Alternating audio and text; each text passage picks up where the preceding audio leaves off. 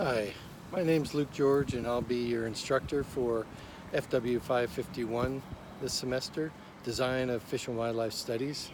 This is the fourth time that I've taught the class, so I've got a fair amount of history teaching it. And I also took the class back in the early 90s when Ken Burnham and Dave Anderson first developed the class. So I have a fairly long history with the class.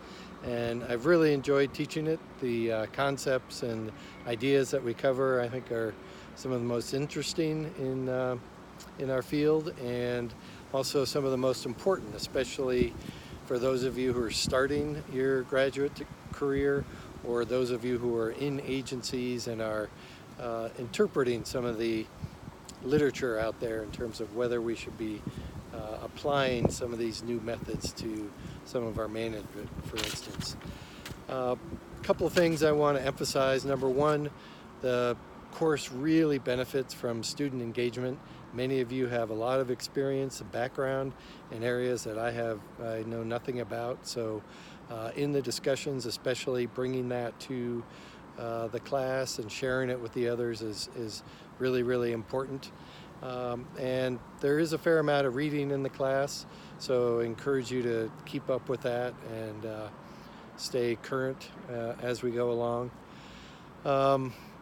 Another thing I just updated, was I've been putting the lectures up on YouTube, and I discovered something really cool with YouTube lectures, is that you can speed them up. And I know that some of my lectures can go on pretty long. I have tried to shorten a lot of them and keep them concise, but just remember, you can always go to double speed, and if you miss something, you can always rewind and go back over it. Most of the concepts in the class I'm going to be presenting in the lecture, so you definitely want to go through those. Readings will bring in some important ideas as well. Generally, the text is going to be used to complement the information in the lectures and the other readings. So just saying, basically don't get bogged down in the details of some of the readings. I've pointed out some of those that maybe you can skim through certain parts and focus on others, but just want to make sure that people don't get too overwhelmed by some of the readings that are assigned. And yeah, just look forward to hearing from you all.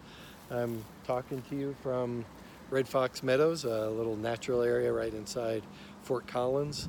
And I think this illustrates some of the issues that we deal with in fish and wildlife biology in terms of managing some of these kinds of areas for the species that occur here. And we need the best information we can get these days, with shrinking budgets and problems actually increasing. The better information we have, the better decisions we make, the better we're going to be able to preserve some of these species and natural areas that we all cherish. So looking forward to getting to know all of you this semester.